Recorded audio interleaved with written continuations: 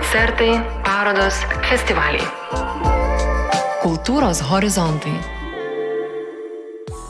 Sveiki visi, šiandien girdėsite antrąją pokalbio su Yes Duet iš Ukrainos dalį. Primenu, kad pirmąją galite pasiklausyti mūsų SoundCloud paskyroje.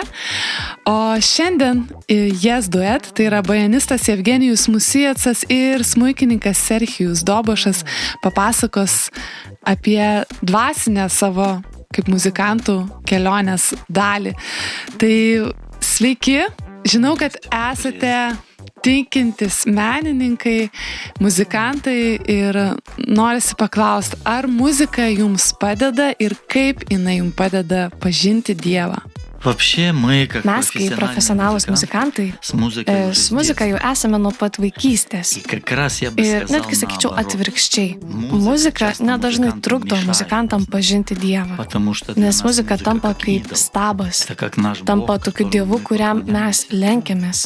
Sakyčiau, anksčiau mes lenkėmės. Nes muzika tai stebuklas. Tai paslaptis. Ir joje yra labai daug tokių dvasinių dalykų. Bet jeigu žmogus nepažįsta Dievo, muzika gali atvesti visai kitokį dvasingumą. Asmeniškai aš galvojau, kad per muziką galėsiu kažkaip pasiekti tą kitą aukštesnį dvasinį pasaulį. Turiu omeny kažkokį tą dvasinį pasaulį. Bet dabar žinau, kad dvasinis pasaulis gali būti nebūtinai dieviškas, nes velniškas pasaulis irgi dvasiškas. Visos tos būtybės yra nekūniškos. Ir aš manau, galima būtų taip sakyti. Tai tikėjimas Dievu padeda mums būti tais tikrais muzikantais. O mes esame dėkingi Dievui už tą muzikinę dovaną ir už pačią muziką kaip reiškinį. Nes jos dėka mes galime šlovinti Dievą ir galime nešti šviesą visiems žmonėms. Apie įpročius. Įpročiai ir tradicijos yra geri tarnai, bet blogi valdininkai. Jeigu jie jau pradeda tave kontroliuoti ar tave valdyti, jie gali nuvesti kažką blogo. Na, kaip ir blogi įpročiai. Bet jeigu kažkas gero įeina į tą įprotį, pavyzdžiui, kažkas stabilaus, tokiu atveju tai padeda atsverti kažkam geram. Taip pat ir muzika yra stipriausias, galingiausias instrumentas. Galima sakyti, tokia stipriausia, galingiausia priemonė. O jau ką mes su to padarysime priklauso nuo vidinio muzikanto pasaulio, nuo tos vidinės būsenos. Todėl galėčiau sakyti, kad šiek tiek tokia komplikuota čia situacija. Daugeliui muzikantų galbūt net kartais reikia išsilaisvinti iš muzikos. Ir po to, kai aš įtikėjau, jaučiau, kad muzika mane traukia į tą seną gyvenimą. Ir reikia tos dvasinės švaros išsivalymo, pažinti Dievą. Kad jau muzika užimtų savo vietą ten ir tą vietą, kuri jai ir priklauso. Tai lygiai taip pat ir su kitais dalykais, kurie tampa stabais mūsų gyvenime. Juk žinome, kad stabais gali tapti ir vaikai. Juk yra gerai, kad yra vaikai.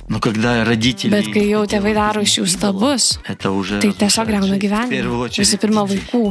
Arba maistas, sėkmė, karjera, materialinė gerovė. Juk visą tai gerai. Bet jeigu tai jau tapo stabu, reikia išlaisvinimo. Kad jau tie dalykai užimtų savo vietas ir tarnautų Dievo šloviai. Paminėjot, kad Dievas padeda būti tikrų muzikantų. Tai norisi paklausti, kas yra tikras muzikantas? Tikras muzikantas tai dvasinis žmogus, bet kuris supranta, kad yra kūrėjas. Ir jis bendradarbiauja ne tiesiog su aukštesnėm jėgom, o būtent su Dievu. Ir muzikantų užduotis atnešti kažką iš to dvasinio pasaulio ir perduoti žmonėm. O ką mes perteikiam ir perduotam priklauso nuo to, ką ir gaunam. Tikras muzikantas nėra tiesiog pirštai, kurie juda klavišais. Tai ne tiesiog balsas, kuris perteikia gražius garsus. Vienai jaunai muzikantai, atlikėjai, aš pasakiau tokius žodžius. Ir būtent dainininkiai. Kai dainininkas atveria savo burną, tai matosi jo protas.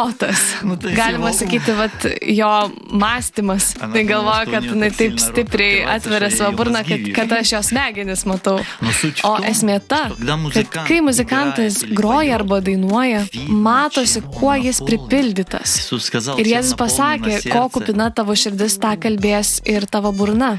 также и с музыкантом. Taip pat ir su muzikantais. Kuo pertekusi mūsų muzika ir mūsų išpildymas. Tai yra būtent tai, kuo mes patys esame pilni.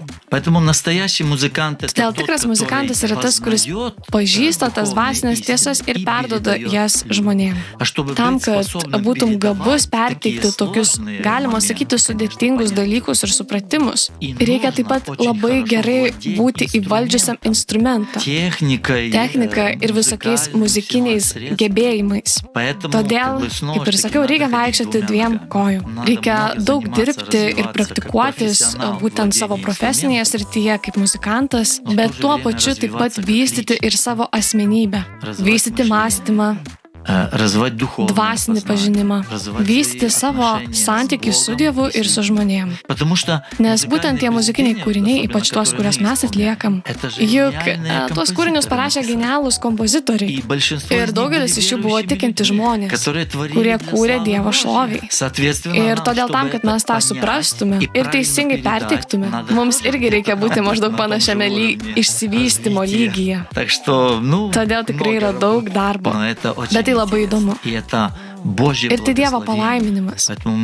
Todėl mes esame dėkingi Dievui už šias dovanas. Ir girdėsite dabar Miroslavo Skoriko kūrinį Malda už Ukrainą. Tai pavyzdys, как профессионализм и духовность, вот эти наши kaip dvasingumas ir profesionalumas оно соединяет. susijungia. Nes mes iš tiesų atliekam šį kūrinį kaip maldą. Koncertai, parodos, festivaliai.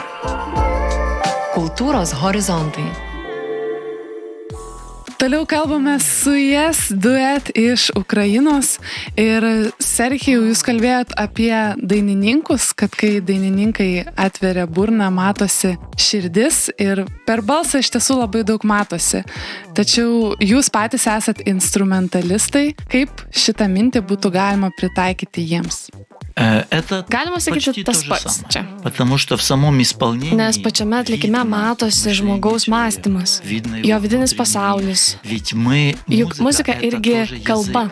Ir būtent muzikos garsų pagalba mes pasakojam istoriją. Mes perteikiam išgyvenimus, mintis. Tame atlikime matosi, ar gilus tas žmogus, ar jisai tiesiog paviršutiniškas. Vat tiesiog gražiai groja, bet žmonėm nuobodu ir nekabina niekas. Toje muzikoje nėra gylio ir tiesiog jaučiasi ta tuštuma. Žinoma, po to, kai mes pažinome Dievą, mes jaučiame tą dar stipriau ir aštriau. O žmonės mūsų koncertuose net tuomet, kai jie yra netikintis, jie galbūt negalės tai perteikti taip sąmoningai kaip aš, bet dažnai jie prieina ir bando būtent žodžiais perteikti šią idėją. Jie kartais net taip ir sako, jaučiasi, kad tai ne tiesiog muzika, tai ne tik muzika. Jie jaučia, kad yra kažkas giliau už to, o tai yra būtent dvasinis pasaulis ir dvasinis pažinimas. Klausimas yra tik tais to dvasingumo šaltinis. Mes krikščionys tikime Jėzumi Kristumi. Ir mes norim bendradarbiauti tik su Dievu ir su jo dvasingumu. Dabar norisi išgirsti iš antrosios dueto pusės, tai yra Jevgenijaus. Koks jūsų, Jevgenijau, tikėjimo ir meno santykis gyvenime? Iš pradžių aš tikėjau Dievu, aš buvau stačiatikis ir Sergejus mane pakvietė į protestantišką bažnyčią. Ir aš atgailavau, pradėjau skaityti Bibliją ir Dievas atsivėrė iš visai kitos pusės. Ir jau pats mano grojimas įgavo visai kitą prasmę. Jau pradėjau jausti gylį ir pradėjau groti visai kitaip ir visi klausytojai tai pastebėjo. Groju Sebastianą Bachą ir Bachas buvo tikintis žmogus. Ir kai aš pradėjau mokytis jo kompozicijas, Dievas pradėjo atverti tokius net paveikslus, kurių anksčiau aš net nemačiau. Tai buvo labai stipru. Man tai paliko labai didelį įspūdį, aš net to nesitikėjau.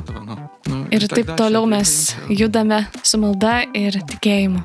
Štai ir antroji rubrika su Yes Duet juda į pabaigą ir aš noriu paklausti, kur galima sužinoti apie jūsų koncertus. Нас можно услышать. Galima mus išgirsti YouTube kanale, mes turime šį kanalą, Facebook puslapį И на всех платформах. ir visose platformose iTunes, Spotify.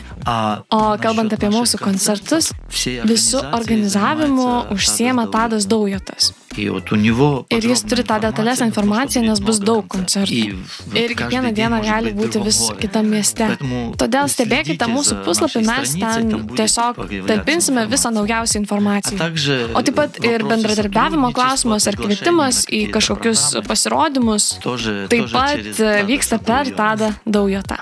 Ir daugiau informacijos apie tai taip pat galite rasti svetainėje www.orkestras.org, kur galite ir užpildyti formą ir pakviesti Yes duetą koncertuoti.